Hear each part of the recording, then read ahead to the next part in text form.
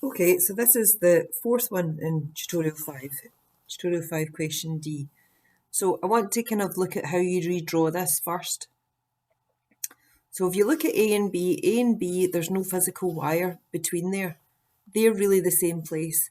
So you could say that that junction there was A and it is B at the same time. It's the same place. Then from that junction,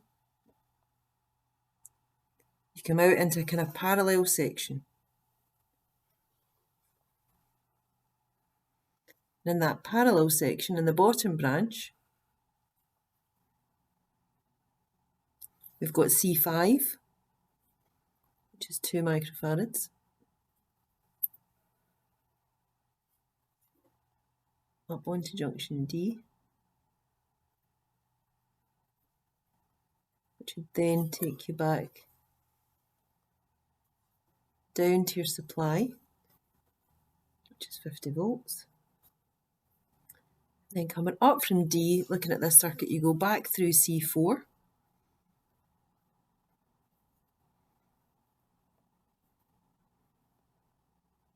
Two microfarads, and then to get back to A or B, you go through C3.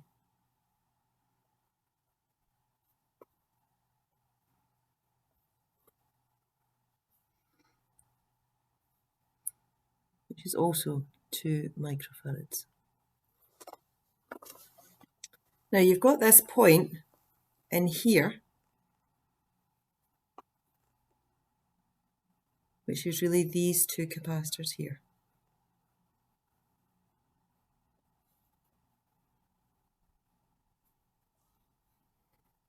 C1, which is 4 microfarads, and C2, which is 2 microfarads.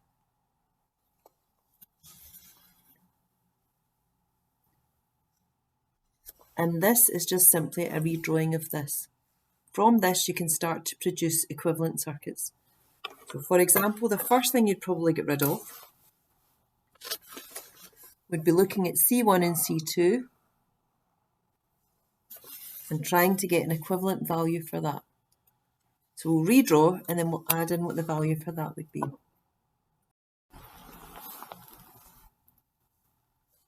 you get the same circuit. I'll pause this while I continue to draw this. So the change has happened. C1 and C2, they have come out. They're between this point here and this point here, where you could put in a value here. You would call perhaps CS. Series capacitors work like parallel resistors. So CS would have a value using the 1 over method. 4, 1 over, 2 equals final 1 over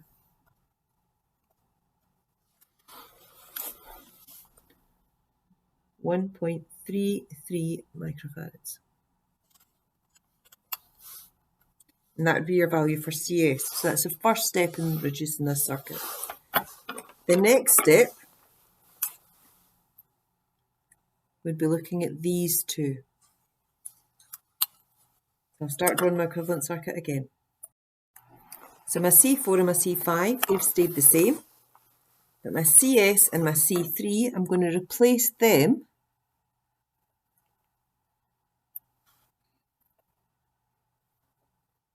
by a CP for capacitance parallel.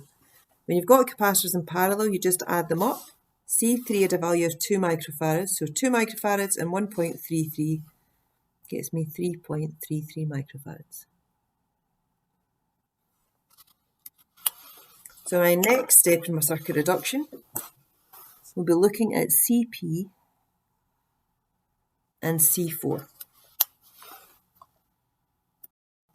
So this is my equivalent circuit. But for my CP and my C4, I've taken them out and I'll replace that, I'll call it CS2. It's my second set of series capacitors. And in my second set of series capacitors, I've got C4, which is 2 microfarads.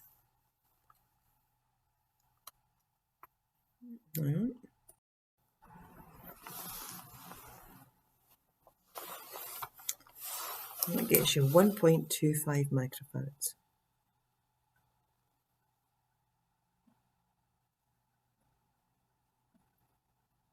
So using the 3.33 microfarads here, the 2 microfarads here from your original circuit diagram, gets you 1.25.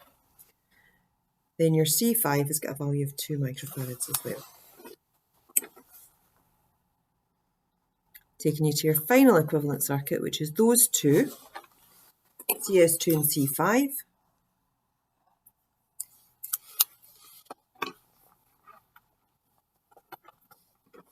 In parallel, takes you to your C total. Capacitors in parallel, you treat like series resistors, you just add them up. So 2 plus 1.25 is 3.25 microfarads. And these are all the original circuit, drawn two ways, drawn the way it's given and the way it's easier to understand. First two equivalents and the last two equivalents. So they are all the circuits for that last tutorial question D. Things to now note. Your supply voltage there is 50 volts. 50 volts. So the voltage across C5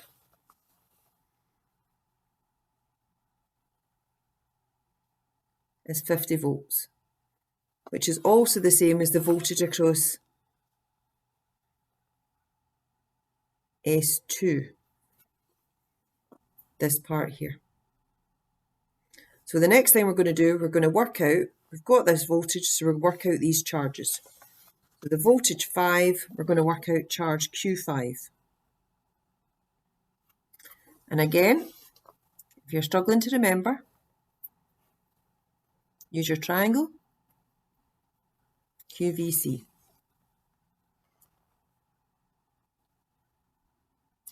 So to get Q5, you do V5 times C5. V5 is the same as the supply, 50, times your 2 microfarads.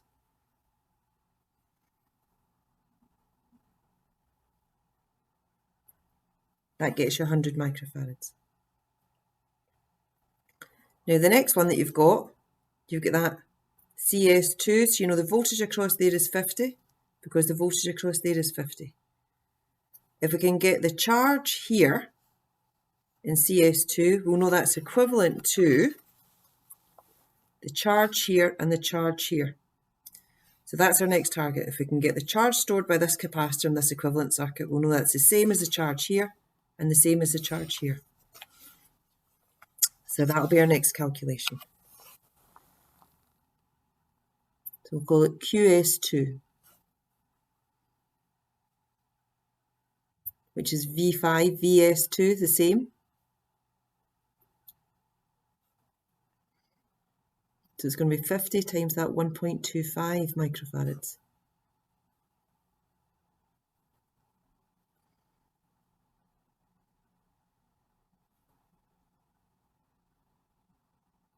And it's microcoulombs. No, I made a mistake in that one. Charge isn't measured in farads, charge is measured in coulombs. So now we've got the charge here, QS2, and we know that this QS2 here is going to be the same as the charge here and the charge here. So that is the same as the QP and is the same as the Q4. So now you've got Q5, you've got Q4, you've got QP. Using Q4 and looking at this equivalent circuit, you could now work out what the voltage across that capacitor 4 is and what the voltage across that parallel section is. So that will be our next stage. V4 would be Q4 over C4.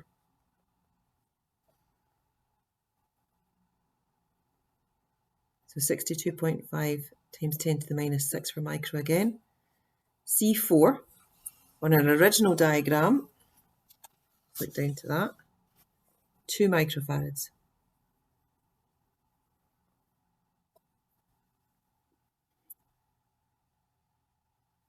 That gets you 31.25 volts. And the voltage across the parallel section. Voltage here, which is the same as the voltage here.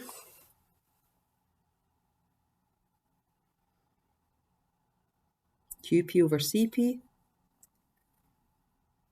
62.5 again. And the capacitance of the parallel section taken from this equivalent diagram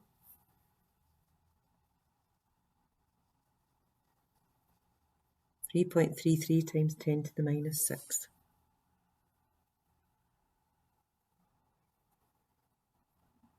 Those two divided through, that up so you can see it, is 18.75 volts. So, the voltage across capacitor 4, that voltage there, that's 31.25 volts. And the voltage across the parallel capacitance, 18.75 volts, which is the same as the voltage across this parallel section here. So that voltage there across the parallel part must be equal to the voltage across capacitor 3. So that 18.75 equals V3. So now we've got voltage 3, voltage 4, voltage 5. We've got Q5, Q for 4, Q for this parallel section, but no more than that. So now we have to start working in to this section here. So we don't have Q3 yet, so that would be the next thing to try to get. Let's work on and we'll see if we can get Q3.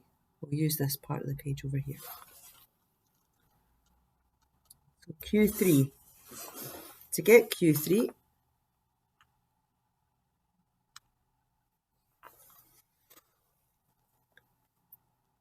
we're going to do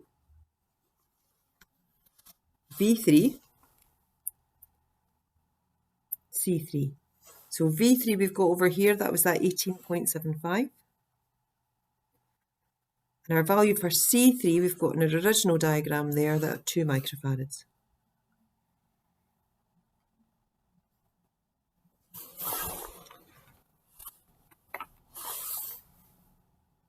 So that gets you 37.5 micro, and it's charged, so it's coulombs. So now we've got 3 of the Qs. Now looking back at our equivalent circuit, we know the voltage across this part here, this CS, we've not got the charge stored by it, but if we had the charge stored by that CS there, we could think that that charge would be the same as the charge on C1 and C2. So that's our next step, to get that QS. If we can get the charge there, we know it's the same as the charge for C1 and the charge for C2. So QS. Again, it will be that V parallel, if you like, to get the voltage across, or the charge stored by this equivalent CS. Times CS. So our voltage is 18.75 again. And our CS, I've written it on the circuit diagram there, 1.33 times 10 to the minus 6. I'm going to do 18.75 times 1.33. And that gets me 25 microcoulombs.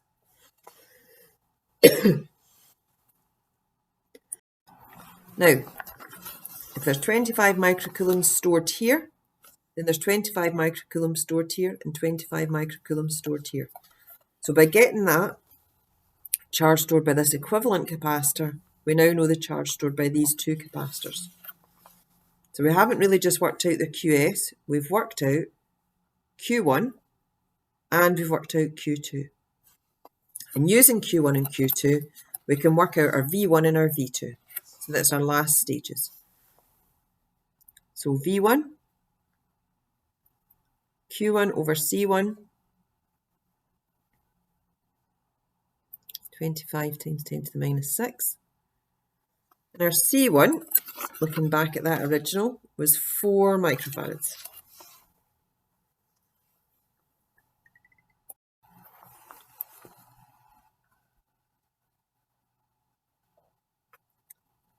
Which is 6.25 volts. And then for V2, which I need to put down here,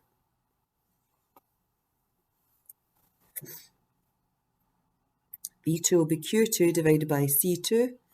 Q2 we know is that 25 microfarads, sorry, 25 microcoulombs, its charge. Divided by C2, looking back at our diagram, C2, 2.